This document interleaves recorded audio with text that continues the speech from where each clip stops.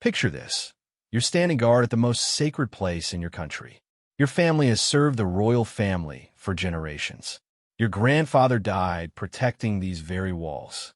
Your father taught you that honor means everything, even more than your own life. Now imagine watching strangers march through those gates, laughing as they destroy centuries-old treasures. They're spitting on portraits of kings who built your nation. They're breaking precious artifacts that survived wars, invasions, and natural disasters. They think nobody can stop them because they have money, influence, and political connections. But they forgot one thing. They forgot about the men and women who swore an oath in blood. The ones who never break their promises. The ones who would rather die than let dishonor touch the crown they protect. This isn't just another story about conflict.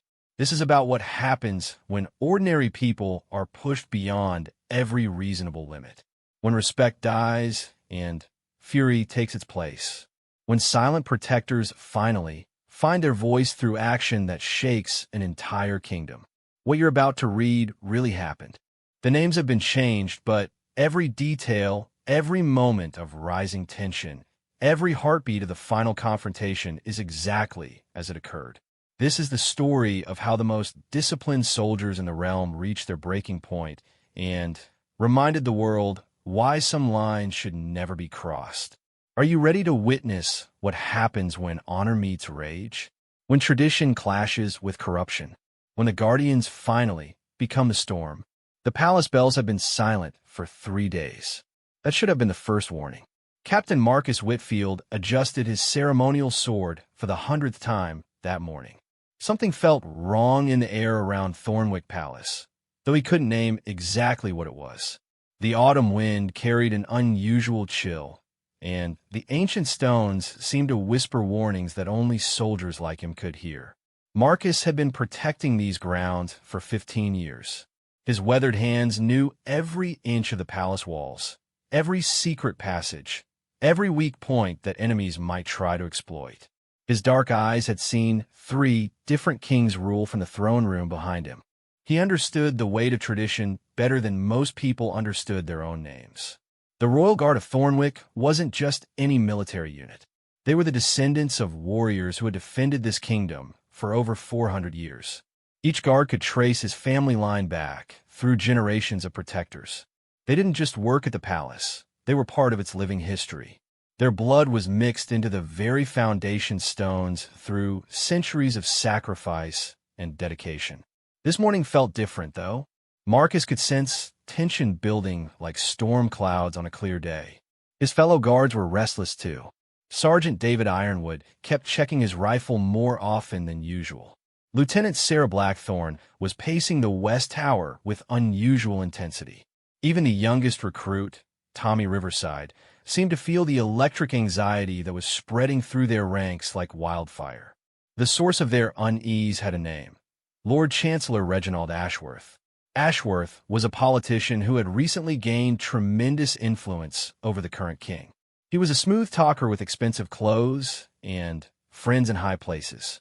More importantly, he had the king's ear during a time when the kingdom was struggling with economic problems and political pressure from neighboring countries.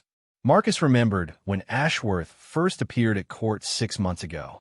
The man had arrived with grand promises about modernizing the kingdom and bringing in foreign investment. He spoke eloquently about progress and reform, using words that sounded impressive but felt empty to anyone who really listened. The king, young and inexperienced compared to his wise father who had died just 2 years earlier, was impressed by Ashworth's confidence and international connections. What bothered Marcus most was how Ashworth looked at the palace. Other visitors saw history, beauty, and cultural significance. Ashworth saw square footage, commercial potential, and untapped resources. He walked through the ancient halls like a businessman surveying property he intended to purchase and demolish. The royal guards had been watching Ashworth carefully for months. They noticed how he studied the layout of the palace during his meetings with the king. They saw him taking photographs of artwork and artifacts when he thought nobody was looking. They heard him asking detailed questions about which parts of the palace were used daily and which sections might be considered unnecessary. 3 weeks ago, Ashworth had presented the king with a proposal that made Marcus's stomach turn. The Lord Chancellor suggested opening certain sections of the palace to wealthy foreign investors for private events. He argued that hosting exclusive parties and corporate gatherings would bring desperately needed money into the royal treasury.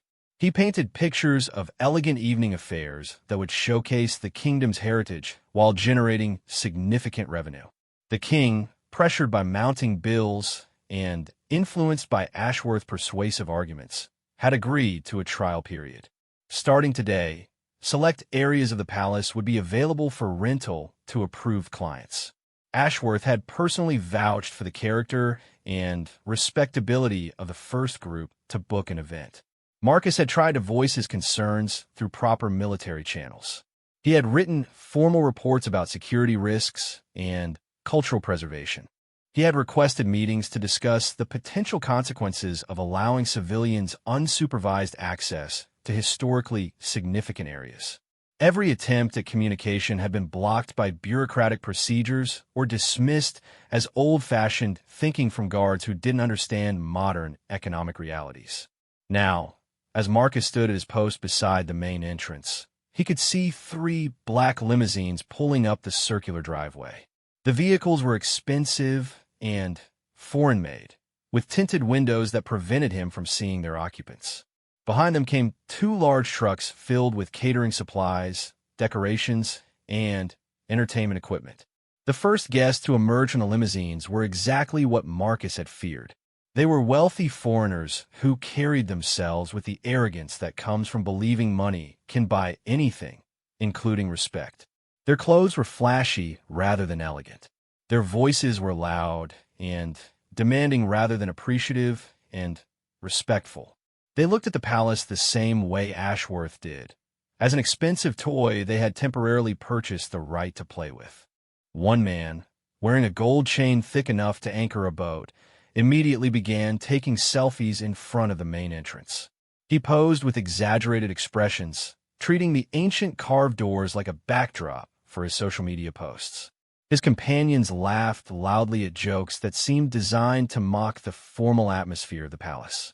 A woman in an outfit that cost more than most guards made in a month pointed at the royal coat of arms above the doorway and made a comment about how cute it looked.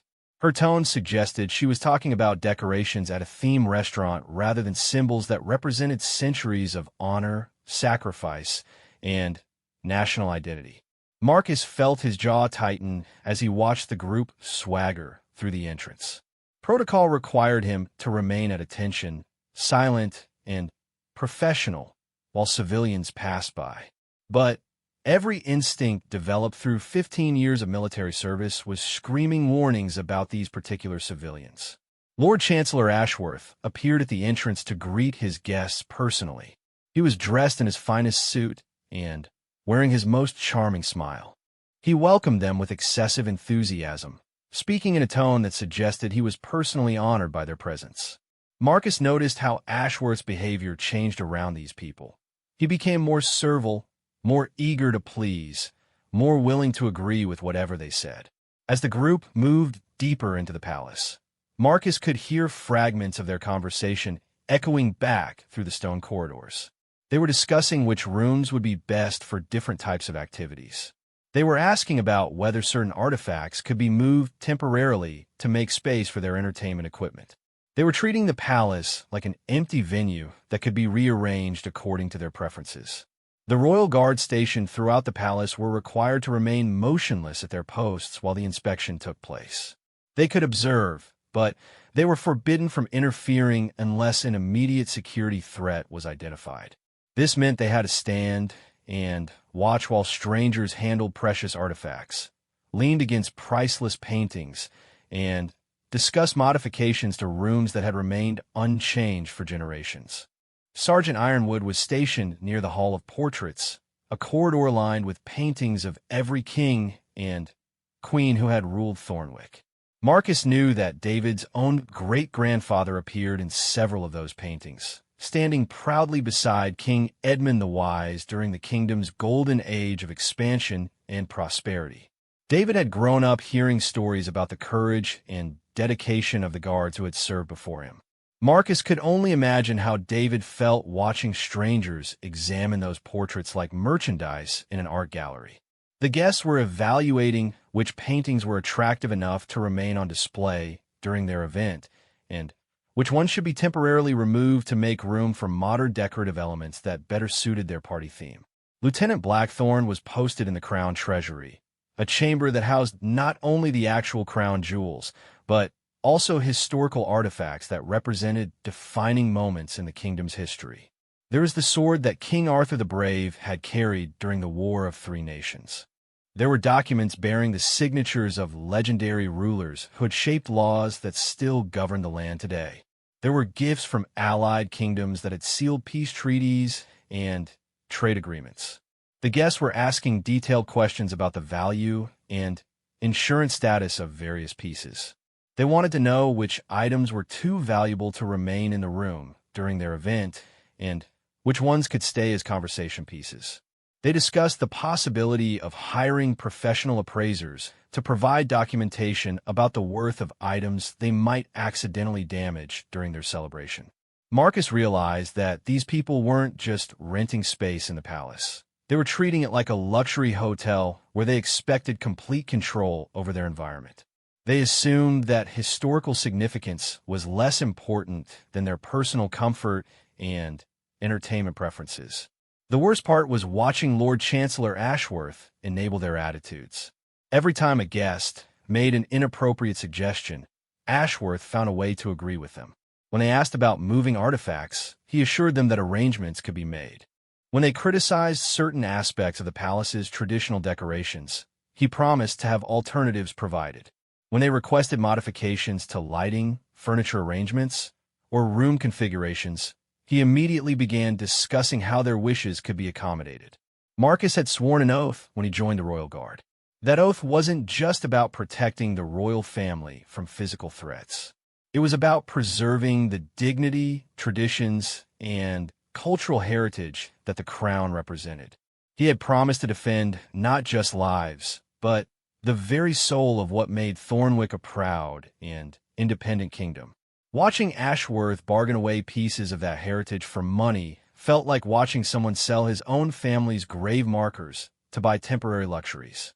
Marcus understood that kingdoms needed revenue to function, but he couldn't accept that financial necessity justified treating sacred traditions like disposable commodities.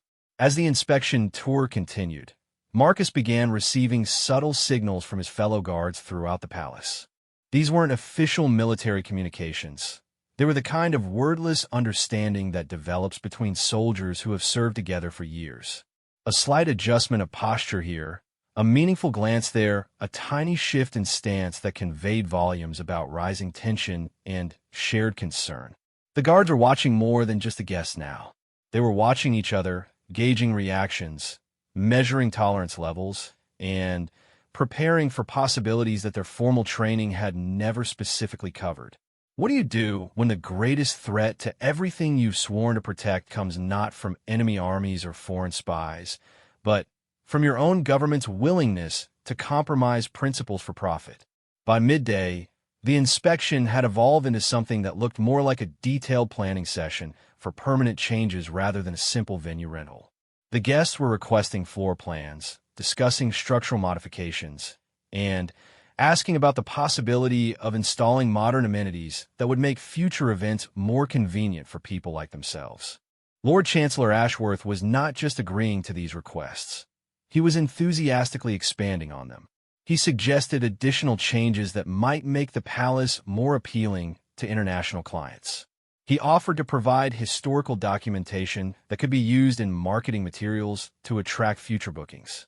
He promised to work with palace staff to develop packages that would give paying guests access to experiences and areas that had never before been available to civilians. Marcus realized that what they were witnessing wasn't just a single event rental.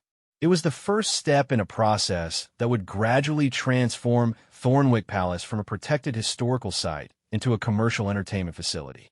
The sacred was being made secular, the priceless was being given price tags, and the irreplaceable was being treated as replaceable. The afternoon brought even more disturbing developments. The guests began discussing specific dates for future events, suggesting that they viewed this arrangement as the beginning of a regular business relationship rather than a one-time accommodation. They talked about bringing larger groups, hosting multiple parties per month, and potentially recommending the palace to their wealthy friends as a unique party venue. Ashworth's enthusiasm for these possibilities was obvious and troubling. He was already calculating potential revenue and describing how successful events could lead to expanded operations. He mentioned the possibility of creating special membership packages for repeat clients and developing themed events that would appeal to different types of wealthy customers. Marcus found himself thinking about his father, who had served in the royal guard before him. The older man had often spoken about the responsibility that came with their position. He had explained that guard weren't just employees doing a job. They were custodians of something much larger and more important than their individual lives. His father had described the palace as a living monument to every generation of people who had fought, worked, and sacrificed to build and preserve their kingdom. Every stone had been placed by craftsmen who took pride in creating something beautiful and permanent. Every artifact had been preserved by people who understood that some things are too valuable to lose, regardless of their monetary worth. Now Marcus was watching that legacy being treated like inventory in a warehouse that was being cleared out for new management. As the day continued, the behavior of the guests became increasingly problematic. They grew more comfortable with their surroundings, which meant they grew less respectful of the restrictions that should have governed their conduct.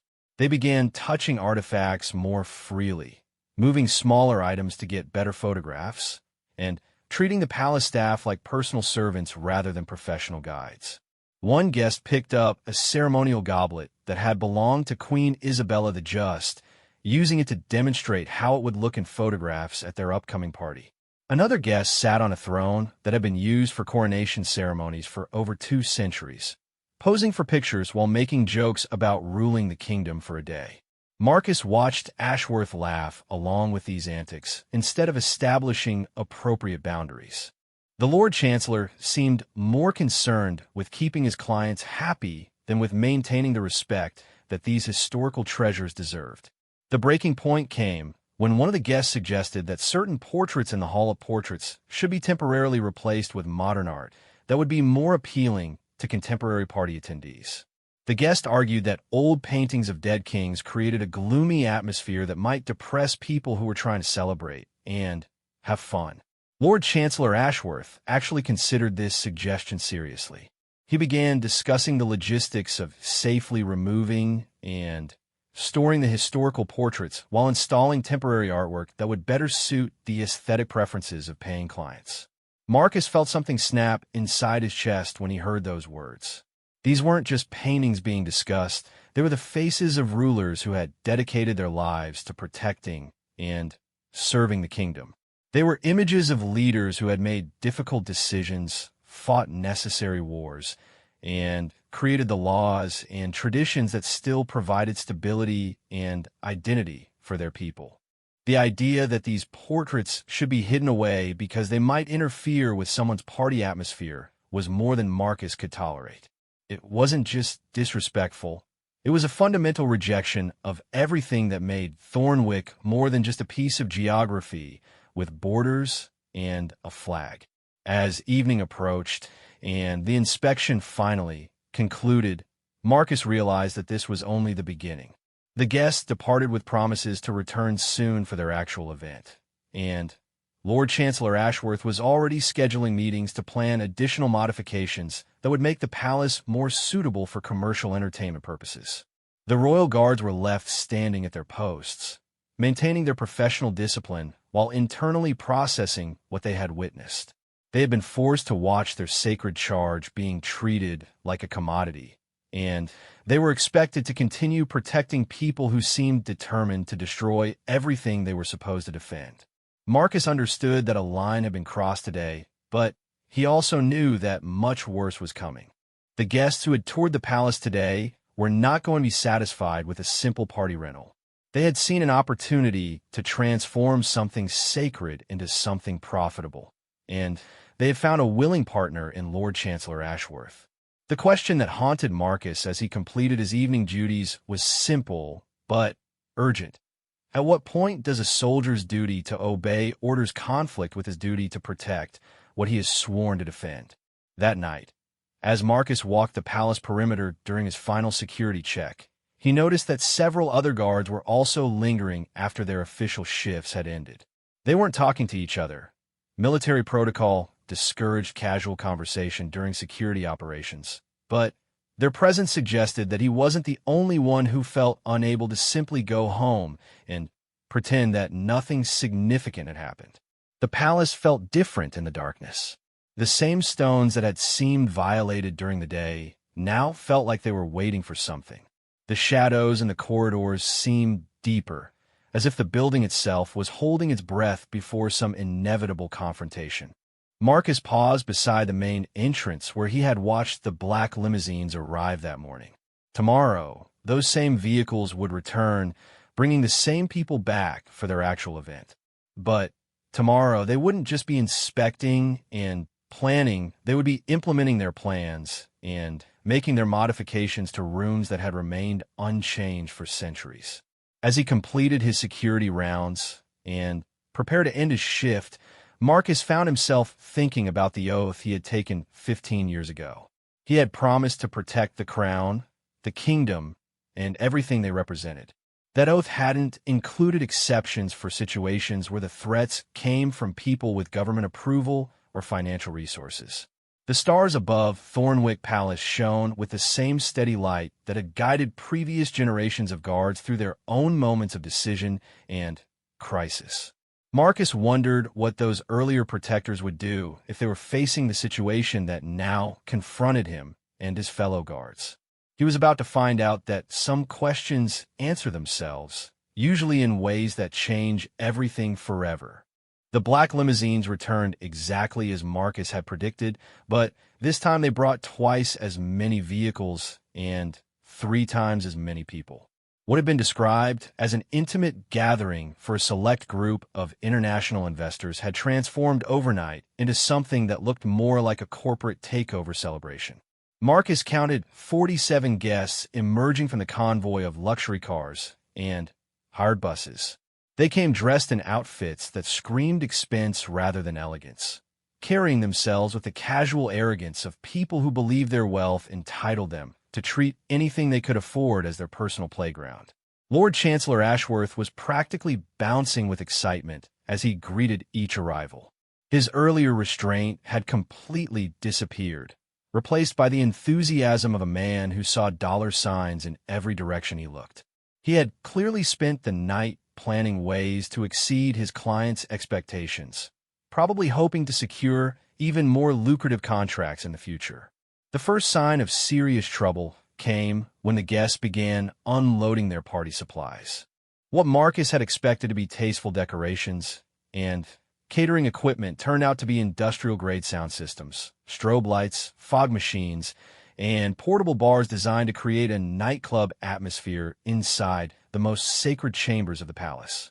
Sergeant Ironwood approached Marcus during the brief moment when their patrol routes intersected near the west entrance. The older soldier's face was carved from granite, showing no emotion, but his eyes conveyed a message that needed no words. David had been watching the setup process in the Hall of Portraits, and what he had seen there was pushing him toward limits that 15 years of military discipline might not be able to contain. Lieutenant Blackthorne appeared at Marcus's other shoulder, moving with the purposeful stride of someone who had information to share and wasn't going to wait for proper channels to deliver it. Sarah's assignment in the Crown Treasury had given her a front-row seat to preparations that went far beyond anything that had been discussed during yesterday's inspection. The 3 senior guards found themselves standing together in the shadow of an ancient pillar, technically maintaining their assigned positions while quietly sharing intelligence that was becoming more disturbing by the minute. David spoke first, his voice barely above a whisper, but carrying the weight of barely controlled fury.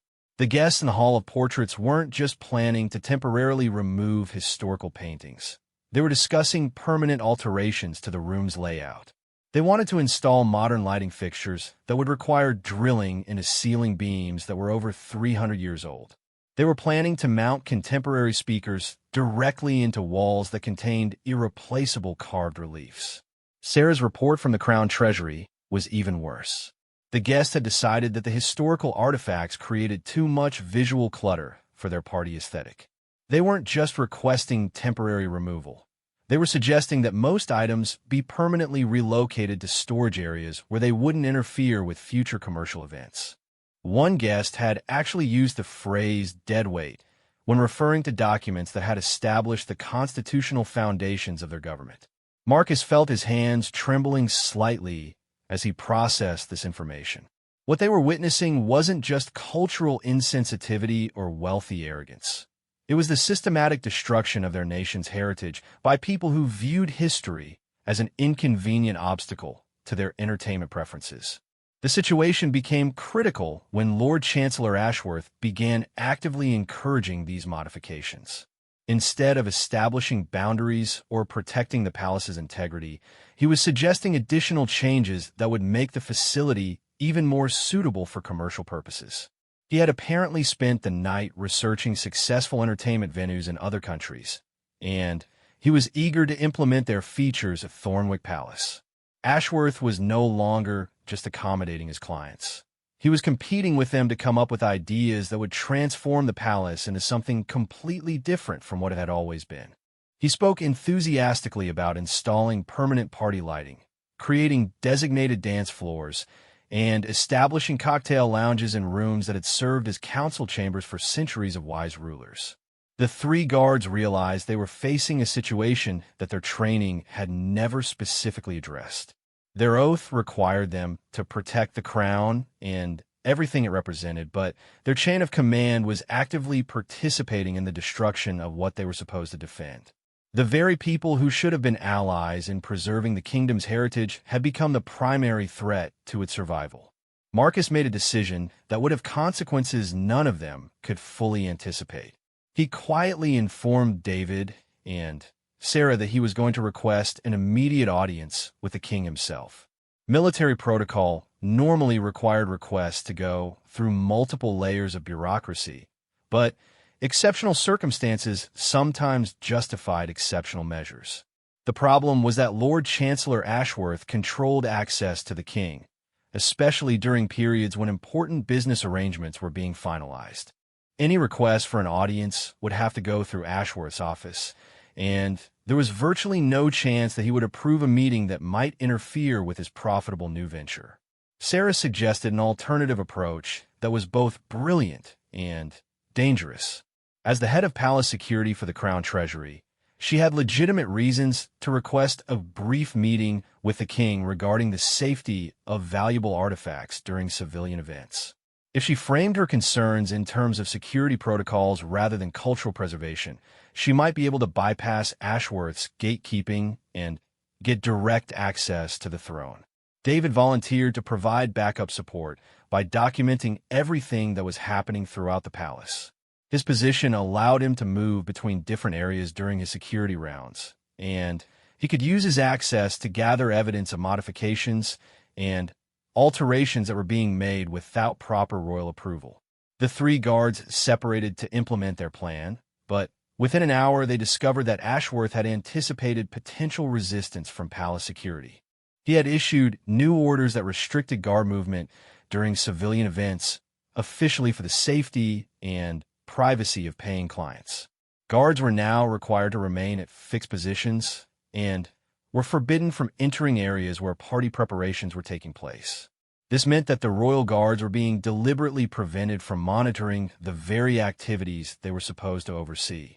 They were being turned into decorative statues, while civilians made permanent changes to rooms and artifacts that had been entrusted to their protection. Marcus realized that normal protocols and proper channels were not going to resolve this situation.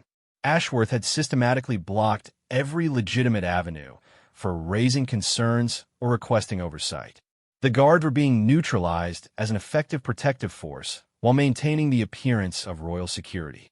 The afternoon brought developments that pushed the situation from concerning to catastrophic. The guests had decided that their party would be more exciting if they could interact with some of the palace's historical features in more intimate ways.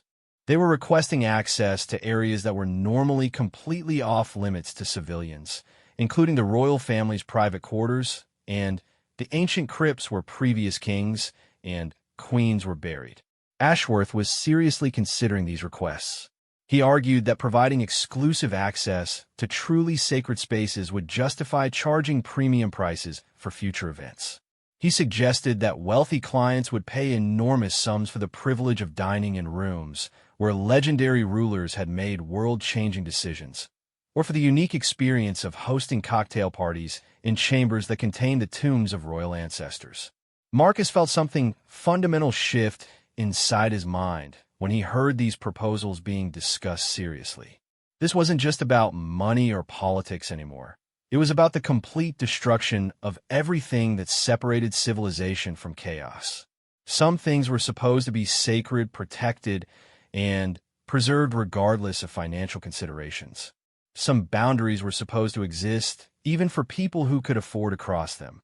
The breaking point came when one guest suggested that the burial crypts would make an excellent location for a theme party celebrating ancient mysteries and royal secrets.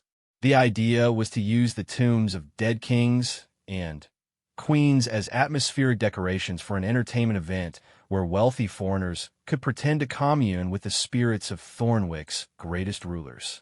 Lord Chancellor Ashworth didn't just approve this suggestion. He expanded on it enthusiastically. He began planning ways to market exclusive crypt parties to international clients who collected unique experiences the way other people collected expensive art. He described how professional lighting and sound effects could create an unforgettable ambience that would justify charging thousands of dollars per guest for admission to these special events. Marcus understood that they had reached a point where traditional military discipline conflicted directly with fundamental human decency. He was being ordered to protect people who were planning to desecrate the graves of the rulers he had sworn to serve. He was expected to maintain professional silence while watching sacred traditions being turned into commercial entertainment for people who laughed at the idea of treating anything with respect. The royal guards began communicating through methods that bypassed official channels entirely. They used subtle signals, meaningful glances, and wordless understanding developed through years of serving together in situations where lives depended on perfect coordination. They were planning something that had no precedent in their training manuals, something that would require them to choose between following orders and following their oath. Sergeant Ironwood began quietly documenting every modification, alteration, and desecration he witnessed during his security rounds. He used his personal camera to record evidence that could be presented to the king if they ever got the opportunity, or to the public if civilian authorities needed to understand what was being done to their national heritage. Lieutenant Blackthorne started identifying key locations where resistance might be most effective if peaceful solutions proved impossible. Her knowledge of the palace's layout and security systems made her uniquely qualified to assess tactical advantages and disadvantages of different approaches to protecting what needed protection. Marcus found himself thinking about his grandfather, who had died defending these same walls during the War of Southern Expansion 60 years ago. The old man had faced enemy soldiers who were trying to capture the palace by force, and he had given his life to prevent foreign armies from claiming Thornwick's seat of government. Now Marcus was facing a different kind of invasion, one that came with legal documents and financial agreements instead of weapons and battle flags. But the end result was the same. Foreigners were taking control of sacred spaces and destroying the cultural foundations that made Thornwick more than just another piece of territory with arbitrary borders. The evening brought the actual party, and with it came behavior that confirmed every fear the guards had developed over the past 2 days. The guests weren't just enjoying themselves in inappropriate ways. They were actively mocking and destroying things that represented centuries of tradition and sacrifice. One group decided to reenact what they imagined were medieval royal ceremonies, using actual ceremonial artifacts as props for drunken comedy performances. They passed around the crown jewels like party favors, taking turns wearing items that had been crafted by master artisans and blessed by religious leaders during sacred coronation rituals. Another group discovered the royal library and began using priceless historical documents as cocktail napkins and decorative elements for their table settings. Books that contained the only surviving copies of ancient laws and philosophical treatises were being torn apart to create colorful confetti for their celebration. The worst incident occurred when several guests decided to hold an impromptu dance competition in the Hall of Portraits, using the paintings of former rulers as scorecards that they held up to rate each other's performances. When one painting was accidentally torn during their festivities, they laughed about it and suggested that the damage actually made the artwork more interesting and contemporary. Lord Chancellor Ashworth witnessed all of these activities and not only failed to intervene, he actively encouraged them. He assured his clients that a few minor damages were perfectly acceptable considering the revenue they were generating. He suggested that replacing some of the older, more formal artwork with modern pieces might actually improve the palace's appeal to future clients who preferred contemporary aesthetics. Marcus realized that he was watching the systematic murder of his kingdom's soul, and the people responsible were being paid handsomely for their destructive services. Everything that had been preserved, protected, and passed down through generations of sacrifice was being treated like disposable party supplies by people who measured value only in terms of money and personal entertainment. The royal guards were still required to maintain their professional posts throughout the palace, but they were no longer really protecting anything. They had been reduced to helpless witnesses to the destruction of everything they had dedicated their lives to defending. As midnight approached, and the party showed no signs of ending, Marcus made contact with every guard in the palace through channels that bypassed official communication systems. He didn't need to explain the situation. They had all seen enough to understand what was at stake. He didn't need to ask for volunteers. Soldiers who had sworn the same oath he had taken didn't need to be convinced that some things were worth any sacrifice required to protect them. The message he sent was simple. Tomorrow morning, we remind everyone what the Royal Guard really means. The plan they developed over the next few hours was unprecedented in the 400-year history of Thornwick Palace. It would require them to act without authorization, in direct defiance of orders from their superiors, based on their interpretation of an oath that most people viewed as ceremonial tradition rather than binding commitment. They were going to take back their palace, restore respect for their traditions, and remind everyone involved that some lines should never be crossed regardless of who has money and who has political influence. The guards understood that their actions would have consequences that might destroy their careers, their reputations, and possibly their freedom. But they also understood that some things matter more than personal safety or professional advancement. They had spent years protecting people who respected what they were protecting. Now, they were going to protect their heritage from people who were being protected by corrupted authority. The party continued until dawn, with guests becoming increasingly destructive as alcohol and arrogance combined to eliminate any remaining inhibitions. By the time the sun rose over Thornwick Palace, rooms that had maintained their dignity for centuries looked like disaster zones where tornadoes had been followed by earthquakes and finished off by vandalism competitions. The royal guards completed their night shifts, and then, instead of going home to rest, they remained at their posts. They stood straighter, held their weapons more firmly, and prepared to do what soldiers have always done when civilization itself is threatened by people who mistake wealth for wisdom and influence for honor. Lord Chancellor Ashworth arrived that morning expecting to congratulate his clients on a successful event and begin planning even more elaborate future celebrations. The guests were expecting to continue their party with breakfast activities that would extend their exclusive access to areas of the palace they had not yet had opportunities to explore and exploit. Instead, they were about to discover what happens when guardians decide that enough is enough And when protectors remember that their ultimate loyalty belongs to principles rather than politicians, the confrontation that was about to unfold would be remembered for generations, but not for the reasons anyone expected when the morning began. Dawn broke over Thornwick Palace like Judgment Day, painting the ancient stones with light that seemed to carry the weight of 4 centuries of history. Marcus stood at his post beside the main entrance, but everything about his posture had changed from the previous morning. His spine was straighter, his grip on his ceremonial sword was firmer, and his eyes held a determination that hadn't been there before the palace had been transformed into a playground for people who confused wealth with worth. The other guards had taken their positions throughout the palace with the same subtle but unmistakable shift in presence.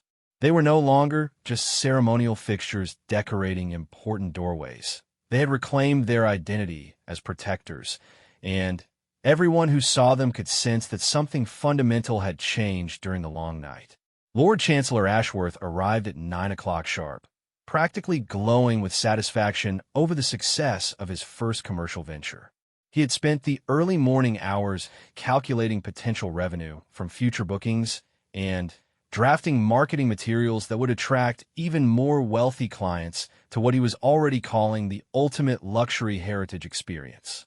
Ashworth's good mood evaporated the moment he encountered the first royal guard on his way into the palace. Sergeant Ironwood was stationed at the side entrance that led to the administrative offices, and his demeanor was nothing like what Ashworth had grown accustomed to seeing from palace security. Instead of the respectful but invisible presence that guards normally maintained around government officials, David stood at full attention with his rifle held in a position that was technically ceremonial, but suggested readiness for immediate action. His eyes met Ashworth's directly, without the deferential glance away that protocol normally required when civilians of important status passed by.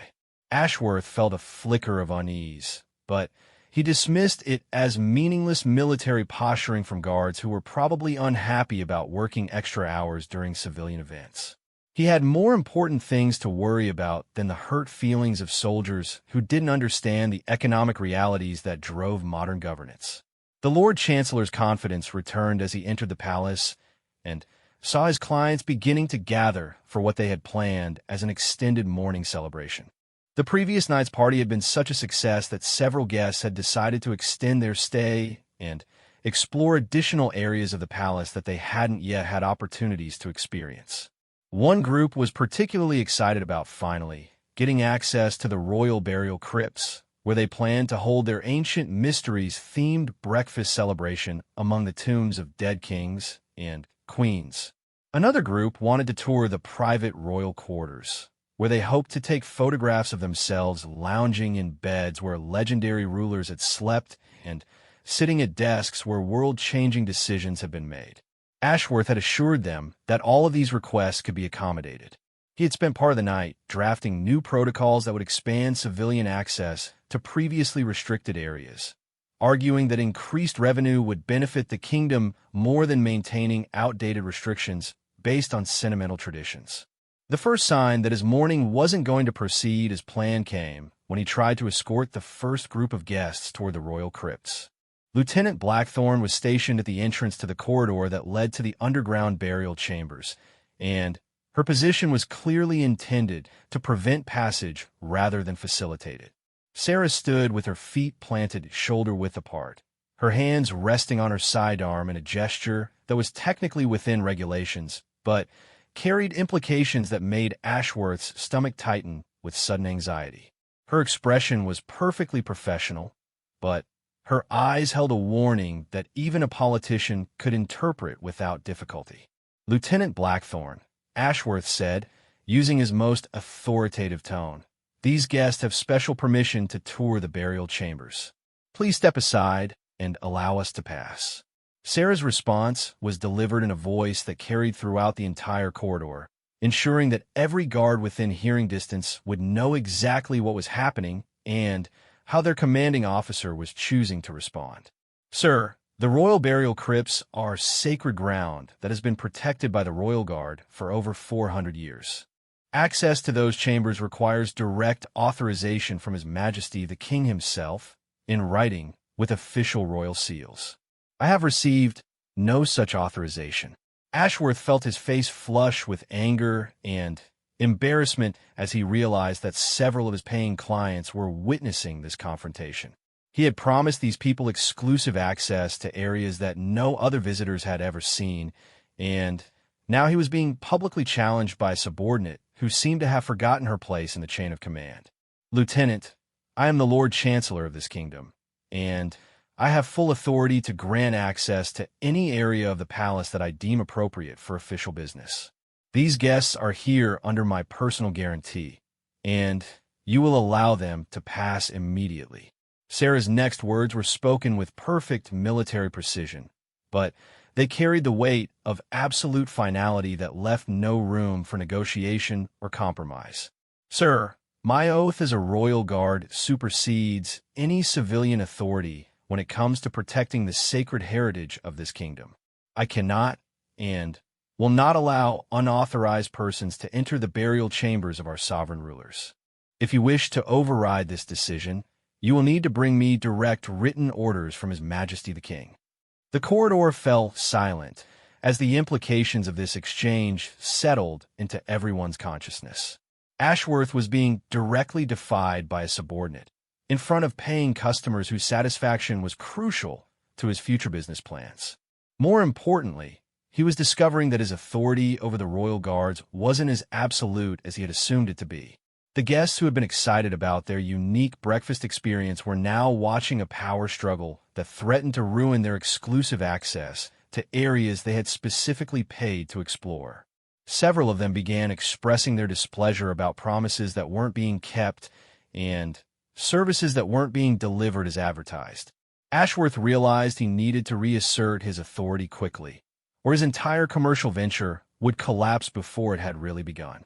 He decided to make an example of Lieutenant Blackthorne that would demonstrate to the other guards that resistance to his orders would have serious consequences. "Lieutenant Blackthorne, you are hereby relieved of duty for insubordination and failure to follow direct orders from a superior authority. Surrender your weapon and report to the guardhouse immediately for disciplinary proceedings." Sarah's response came without hesitation, and her voice carried easily to every corner of the palace where other guards were listening for exactly this kind of confrontation. "Sir, I decline to surrender my weapon or abandon my post. My duty as a royal guard is to protect the crown and the heritage it represents, not to facilitate commercial exploitation of sacred sites by unauthorized civilians. I will maintain my position until relieved by direct order from His Majesty, the King himself." Ashworth had walked into a trap that he was only beginning to understand. By challenging one guard publicly, he had forced the entire royal guard to choose between following his orders and honoring their oath to protect what they believed needed protection. He had turned a simple matter of civilian access into a fundamental question about where ultimate authority resided in the kingdom. The situation escalated rapidly as other guards throughout the palace began receiving reports about the confrontation at the burial chambers. Within minutes, every royal guard in the building understood that Lieutenant Blackthorne had drawn a line in the sand, and that their individual responses to Ashworth's orders would determine whether that line held or crumbled. Captain Marcus Whitfield arrived at the burial chamber entrance, just as Ashworth was threatening to have Sarah arrested for mutiny. Marcus had spent the night thinking about his grandfather's sacrifice, his father's teachings about honor, and his own oath to protect things that were more important than political convenience or financial gain. "Lord Chancellor," Marcus said, his voice carrying the authority of 15 years of military service, "Lieutenant Blackthorne is acting under my direct orders to prevent unauthorized access to restricted areas of the palace. If you have concerns about palace security protocols, I suggest you address them through proper military channels." Ashworth realized that his confrontation with a single guard had suddenly expanded into a conflict with the entire Royal Guard command structure. He was no longer dealing with isolated insubordination. He was facing organized resistance from people who had legal authority to use force in defense of what they perceived as threats to royal security. The guests who had paid significant sums for exclusive palace access were growing increasingly agitated as they watched their expensive morning entertainment turn into a military standoff. Several of them began demanding refunds or threatening to contact their lawyers about breach of contract issues. More importantly, word of the confrontation was spreading throughout the palace and beyond its walls. Palace staff members were quietly informing their contacts in the capital city that something unprecedented was happening at Thornwick Palace. Government officials who weren't part of Ashworth's inner circle were beginning to ask questions about authorization for civilian activities in restricted areas. Ashworth made the mistake that transformed a containable political problem into a crisis that would reshape the kingdom's government. Instead of backing down and seeking compromise, he decided to escalate the confrontation by demanding that the royal guards be replaced with civilian security forces who would be more responsive to his authority. Captain Whitfield, if the royal guard cannot follow legitimate orders from duly appointed government officials, then perhaps it's time for this kingdom to modernize its security arrangements. I am hereby suspending the royal guard's authority over palace operations and calling for civilian law enforcement to take control of this situation. Marcus felt something snap inside his chest as he heard those words. The royal guard wasn't just being challenged. It was being dissolved by a politician who viewed centuries of tradition as obstacles to his commercial ambitions. Everything that Marcus's family had served, everything that previous generations had died to protect, was being swept aside by someone who measured importance only in terms of profit margins. The captain's response was delivered in a voice that carried throughout the entire palace, reaching guards, staff members, and guests in every corner of the building. Lord Chancellor Ashworth, the Royal Guard of Thornwick has served this crown faithfully for over 400 years. We have defended this palace against foreign armies, political conspirators, and enemies both foreign and domestic. We have never abandoned our posts, never betrayed our oath, and never allowed civilians to desecrate the sacred heritage entrusted to our protection. Marcus paused, ensuring that every word of his next statement would be clearly heard and forever remembered by everyone present. Today, that heritage is under attack not from foreign enemies, but from people who have been granted access to these sacred spaces under false pretenses. The Royal Guard will not step aside while the burial chambers of our sovereign rulers are turned into entertainment venues for people who view our history as nothing more than expensive decorations for their parties. The confrontation had reached the point where compromise was no longer possible. Ashworth could not allow his authority to be challenged so publicly without losing all credibility with his clients and his political allies. The royal guards could not abandon their posts or allow desecration of sacred sites without betraying everything they had sworn to protect. Both sides understood that whatever happened next would determine not just the outcome of this particular dispute, but the future relationship between civilian authority and military tradition in the kingdom of Thornwick. Ashworth made the decision that would be remembered as the moment when political ambition finally pushed too far against military honor. He used his emergency communication device to contact the capital city police and request immediate assistance in removing insubordinate military personnel who were interfering with legitimate government business. Marcus responded by activating the palace's internal security protocols, which automatically sealed all entrances and placed the entire facility under military lockdown until senior royal authority could resolve whatever crisis had triggered the emergency procedures. The guests found themselves trapped inside a palace that had suddenly transformed from a luxury entertainment venue into the center of a confrontation between civilian and military authority. The very people who had been treating the building as their personal playground discovered that they were now prisoners in a conflict they had inadvertently helped to create. Lord Chancellor Ashworth realized that his attempt to establish dominance had instead triggered a situation that was spiraling beyond his ability to control. The royal guards weren't just refusing to follow orders. They were actively protecting the palace from what they perceived as threats to national security, including threats posed by the civilian authorities who had authorized those threats. Outside the palace walls, news of the lockdown was spreading through the capital city like wildfire. Citizens who had been unaware of the commercial activities taking place in their most sacred national monument were learning about foreign civilians being granted access to restricted areas, about modifications being made to historical chambers, and about the royal guard's unprecedented decision to resist civilian authority. The stage was set for a confrontation that would determine whether the Kingdom of Thornwick would preserve its traditions and heritage or transform them into commercial commodities that could be bought, sold, and modified according to the preferences of whoever had the most money. The royal guards had made their choice. They would stand their ground, maintain their oath, and protect what needed protection regardless of the consequences. The only question remaining was whether the rest of the kingdom would support them or abandon them to the consequences of choosing honor over obedience.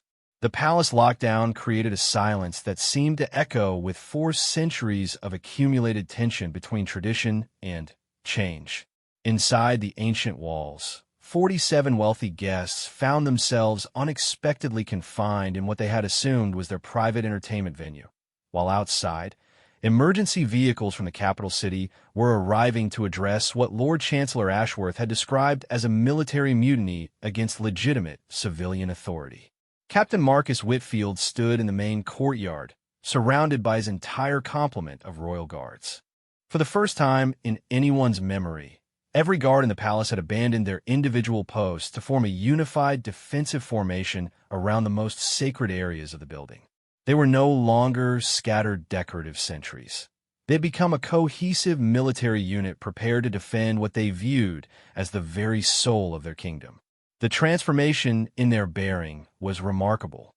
These were the same soldiers who had spent months quietly enduring the gradual erosion of respect for everything they were supposed to protect. But now, faced with a direct challenge to their fundamental purpose, they had rediscovered the warrior spirit that had made the Royal Guard legendary throughout their history. Sergeant Ironwood had positioned himself with 5 other guards at the entrance to the burial chambers, creating a human barrier that would prevent any unauthorized access to the tombs of past rulers. His weathered face showed no emotion, but his eyes burned with the intensity of a man who had finally found a cause worth any sacrifice that might be required.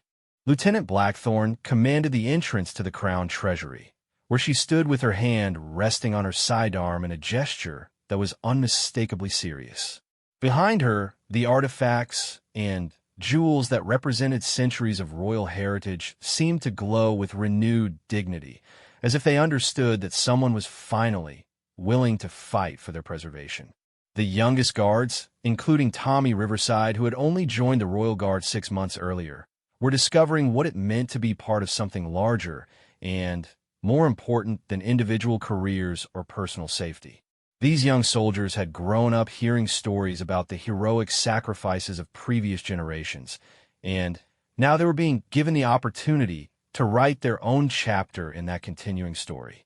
Lord Chancellor Ashworth found himself in a position he had never anticipated when he began his campaign to modernize palace operations.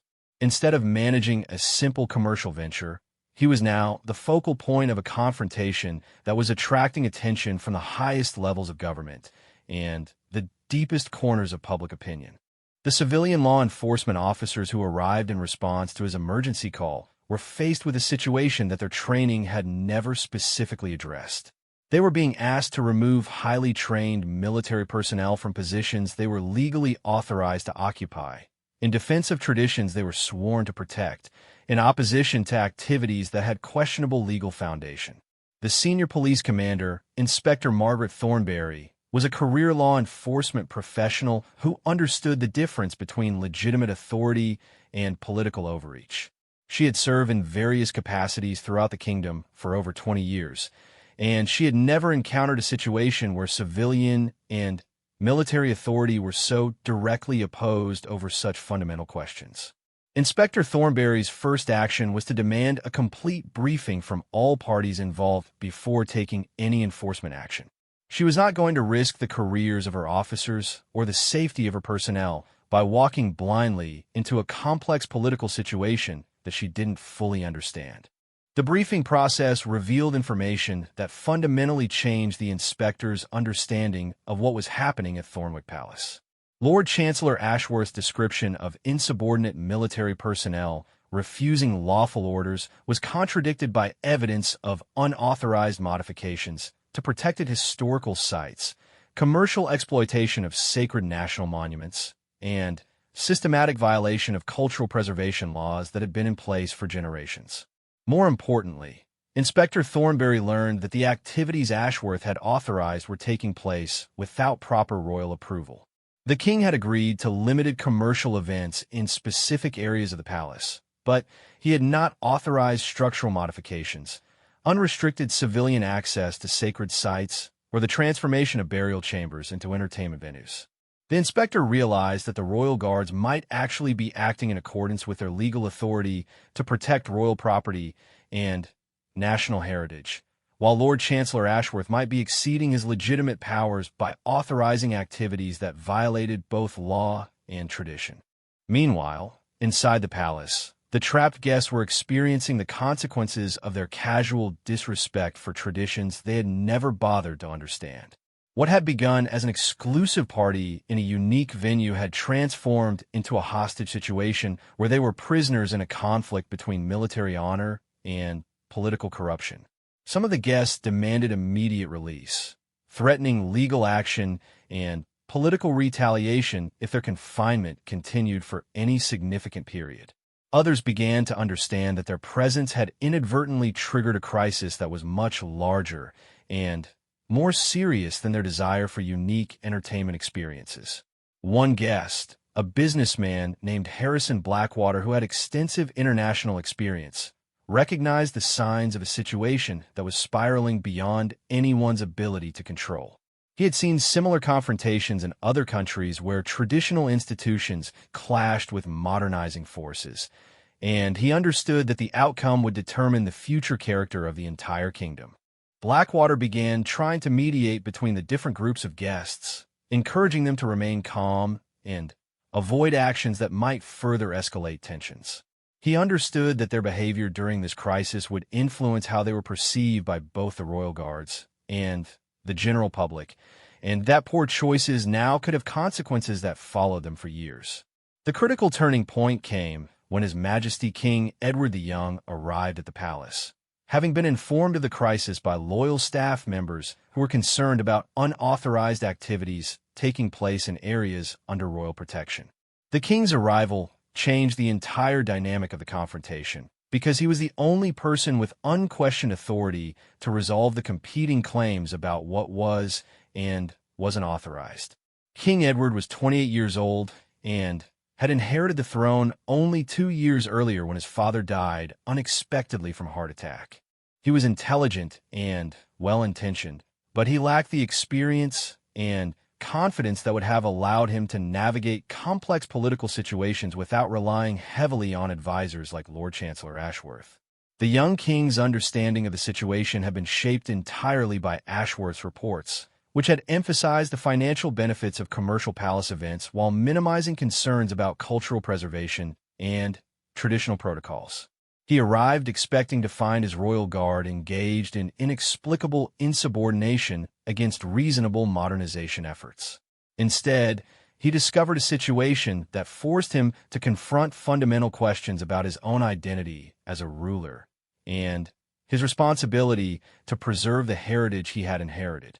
Captain Whitfield requested a private audience with the king, which was granted under the ancient protocols that allowed military commanders to counsel their sovereign during times of crisis. The conversation that followed would be remembered as the moment when King Edward truly became a king rather than simply someone who happened to inherit a throne. Marcus presented the king with detailed documentation of everything that had taken place over the past 3 days.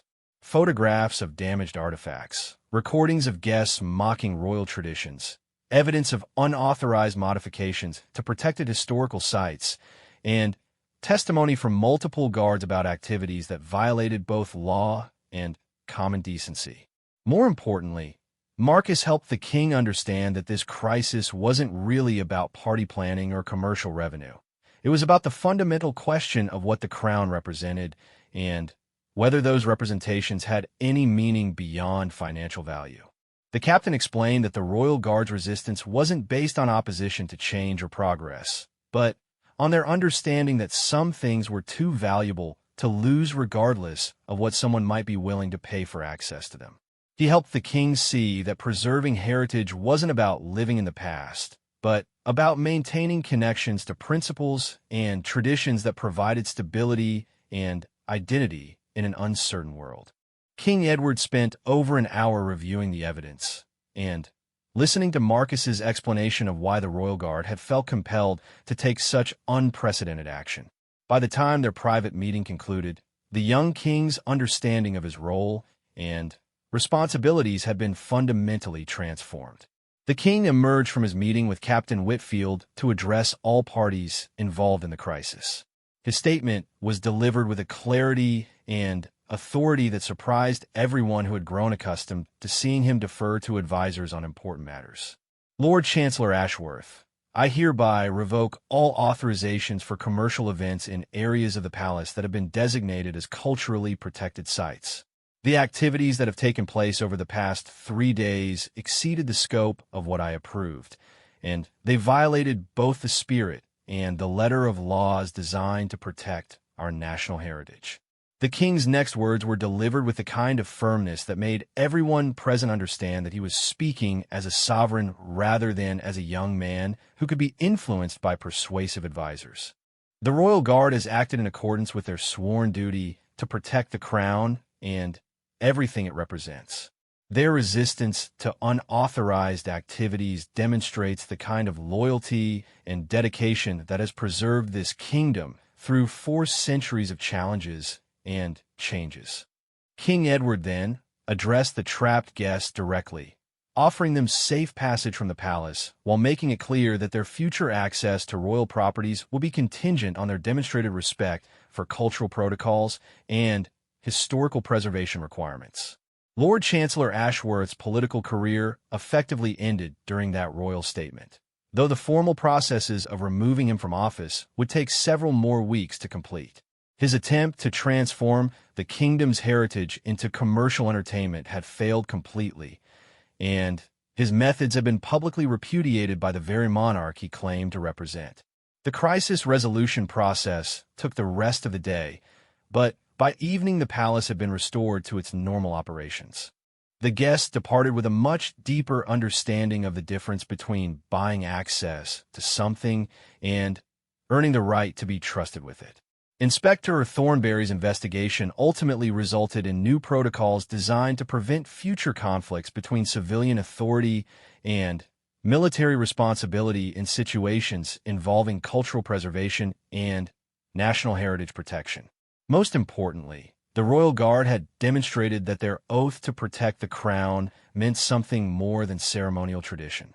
They had shown that honor and duty were more than historical concepts. They were living principles that could inspire ordinary people to take extraordinary stands when everything they believed in was threatened. The confrontation had lasted only 3 days, but its implications would influence the kingdom's approach to tradition and modernization for generations to come. The Royal Guards had proven that some lines should never be crossed, and that someone would always be watching to ensure that respect was maintained for things that mattered more than money.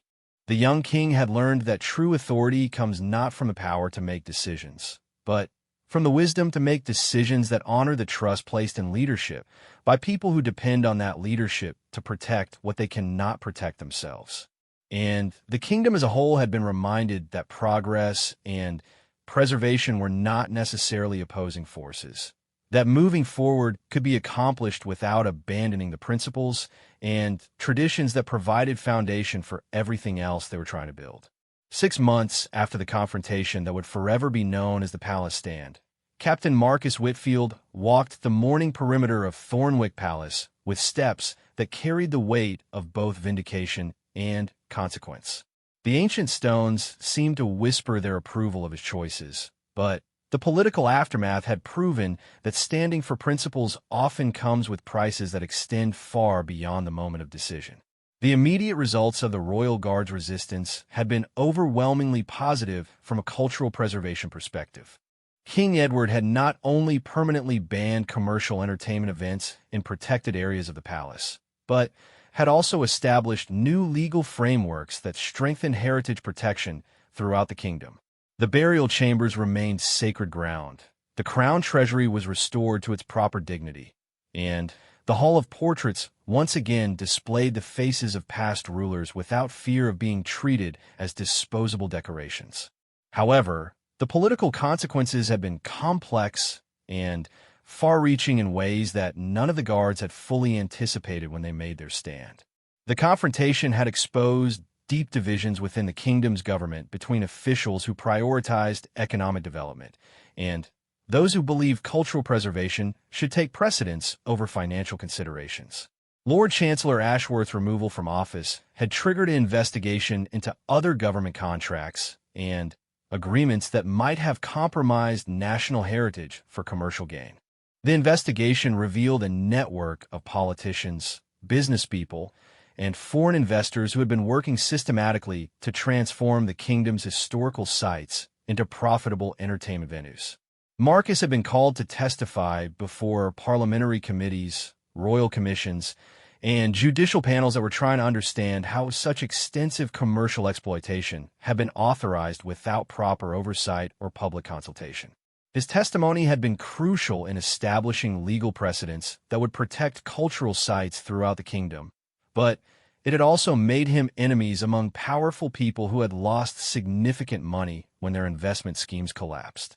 The Royal Guard as an institution had emerged from the crisis with enhanced legal authority and public respect, but individual guards had faced personal consequences that ranged from career limitations to social ostracism.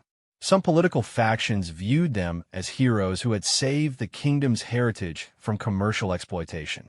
Others saw them as insubordinate military personnel who had overstepped their authority and interfered with legitimate government business. Sergeant David Ironwood had been promoted to lieutenant in recognition of his courage during the crisis, but he had also been passed over for certain specialized assignments because some officials considered him potentially unreliable if future conflicts arose between military and civilian authority. His family was proud of his actions, but they also worried about the long-term impact on his career advancement and financial security. Lieutenant Sarah Blackthorne had become something of a national celebrity among people who admired her refusal to back down when confronted by superior authority, but the attention had made her personal life difficult in ways she hadn't expected.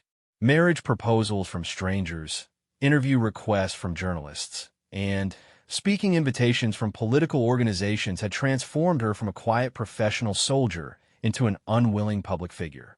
The youngest guards, like Tommy Riverside, had discovered that heroic actions could complicate future career choices in unexpected ways.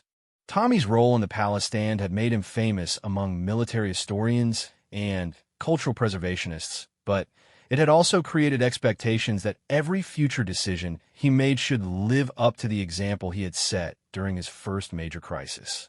King Edward had grown into his role as a sovereign leader largely because of the lessons learned during the confrontation with Lord Chancellor Ashworth. The young king's initial reliance on advisors had been replaced by a more independent approach to decision-making that emphasized personal responsibility and direct engagement with complex issues. The king had spent months studying the constitutional and legal frameworks that govern the relationship between civilian authority and military responsibility. He had consulted with historians, legal scholars, and political theorists to understand how other kingdoms had balanced modernization pressures with cultural preservation requirements. Most importantly, King Edward had developed a new appreciation for the role that institutions like the Royal Guard played in maintaining continuity and stability during periods of rapid change. He had come to understand that traditions weren't obstacles to progress. They were foundations that made meaningful progress possible by providing stable reference points during times of uncertainty. The king's evolved understanding of leadership had led to significant changes in how the palace operated and how government decisions were made. New protocols required extensive consultation with cultural preservation experts before any modifications could be made to historical sites. Legal frameworks were established to ensure that economic development projects couldn't override heritage protection requirements without explicit royal approval and public consultation. The investigation into Lord Chancellor Ashworth's activities had revealed connections to similar exploitation schemes in other countries, leading to international cooperation agreements designed to prevent cultural heritage sites from being transformed into commercial entertainment venues without proper oversight and community consent. Marcus had been contacted by military and cultural preservation organizations in dozens of other kingdoms, asking for advice about how to protect historical sites from commercial exploitation while still allowing appropriate public access and educational opportunities. The palace stand had become a case study in graduate schools, military academies, and public policy programs throughout the region. However, the broader implications of the confrontation extended far beyond policy changes and institutional reforms. The crisis had forced the entire kingdom to engage in a national conversation about values, priorities, and the relationship between economic development and cultural identity. Public opinion polls conducted in the months following the palace stand revealed deep divisions among citizens about whether the royal guard's actions had been appropriate and necessary. Younger citizens were more likely to support economic development, even if it required modifications to traditional practices, while older citizens were more likely to prioritize heritage preservation over financial considerations. Regional differences were also significant, with urban areas showing more support for commercial development of historical sites and rural areas demonstrating stronger attachment to traditional preservation approaches. Economic class played a role as well, with working-class citizens more likely to support development that might create jobs, while middle and upper-class citizens were more likely to prioritize cultural preservation. These divisions had influenced subsequent elections, with political candidates forced to take clear positions on heritage preservation issues that hadn't been major campaign topics before the palace stand. Some politicians had built their campaigns around supporting the royal guard's actions and promising stronger protection for cultural sites, while others had emphasized the need for economic development and criticized what they described as outdated military interference in civilian governance. The international response to the palace stand had been mixed, but generally supportive of the kingdom's decision to prioritize heritage preservation over commercial exploitation. Cultural preservation organizations throughout the world had cited the Royal Guard's actions as an example of how traditional institutions could adapt to modern challenges while maintaining their essential character and purpose. However, some business and investment communities had viewed the crisis as evidence that the kingdom was not sufficiently committed to economic modernization and international commercial partnerships. Several planned investment projects have been canceled or relocated to other countries where heritage preservation requirements were perceived as less restrictive. Marcus understood that the choices made during those 3 critical days had established precedents that would influence similar decisions for generations to come. The Royal Guard's successful resistance had demonstrated that institutional traditions could survive challenges from political authority when they maintained public support and legal legitimacy. But he also understood that future challenges would likely be more sophisticated and harder to recognize than the obvious cultural destruction that Lord Chancellor Ashworth had attempted. Threats to heritage and tradition would probably come disguised as reasonable compromises, gradual modifications, and practical adjustments that individually seemed harmless, but collectively would undermine everything the palace stand had been intended to protect. The Royal Guard had developed new training programs designed to help future guards recognize and respond to threats that might not involve obvious violations of law or tradition. These programs emphasized critical thinking, ethical decision-making, and understanding the long-term implications of short-term compromises. Marcus had been asked to lead these training programs, sharing his experience and insights with young guards who would face their own moments of decision when principles conflicted with convenience. He had learned that heroic actions weren't just about dramatic confrontations. They were about daily choices to maintain standards and uphold values even when nobody was watching and recognition was unlikely. The captain had also learned that standing for principles required ongoing commitment rather than single moments of courage. The palace stand had been just one battle in a continuing war between forces that viewed heritage as a resource to be exploited and forces that understood heritage as a trust to be preserved. As Marcus completed his morning inspection and prepared for another day of protecting what needed protection, he reflected on the lessons learned during 6 months of living with the consequences of principled resistance to corrupt authority. He had learned that doing the right thing didn't guarantee positive outcomes in all areas of life, but that failing to do the right thing guaranteed negative outcomes that would be much harder to live with than any external consequences of principled action. He had learned that individual acts of courage could inspire institutional changes that extended far beyond the original situation, but that maintaining those changes required ongoing vigilance and commitment from people who might not receive recognition or reward for their efforts. Most importantly, he had learned that the oath he had taken as a young soldier wasn't just a ceremonial promise. It was a living commitment that required daily renewal and constant application to new challenges and evolving circumstances. The Royal Guard had proven that tradition and honor weren't historical artifacts. They were practical tools for addressing modern problems and contemporary challenges. They had shown that some values were worth defending regardless of personal cost, and that institutions dedicated to protecting those values could adapt and evolve without abandoning their essential purpose. The palace stand had ended 6 months ago, but its real meaning was just beginning to unfold in the daily decisions made by people who had learned that somebody always has to draw lines, hold ground, and remind the world that not everything is for sale. As the morning sun climbed higher over Thornwick Palace, Marcus adjusted his ceremonial sword and prepared for another day of standing guard over things that mattered more than the convenience of the people who were supposed to protect them. The ancient stones continued their eternal vigil, and the royal guards continued theirs, knowing that the next challenge might come from directions they couldn't anticipate, but confident that their oath would provide guidance when guidance was needed most. The kingdom had learned that progress and preservation could coexist, but only when someone was willing to stand up and insist that some lines could never be crossed, no matter who was asking and no matter what they were offering in return. The story of the palace stand would be told and retold for generations, but its real legacy was being written every day by ordinary people who chose to do extraordinary things when everything they believed in was threatened by those who confused power with authority and wealth with worth.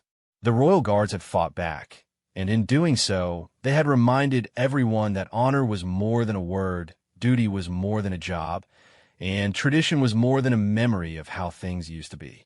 They had shown the world what happens when people finally decide that enough is enough, and that some fights are worth having regardless of the odds or the consequences. The battle for the soul of Thornwick Palace was over, but the war for the soul of the kingdom would continue as long as there were people willing to stand guard over what mattered most, no matter who tried to push too far.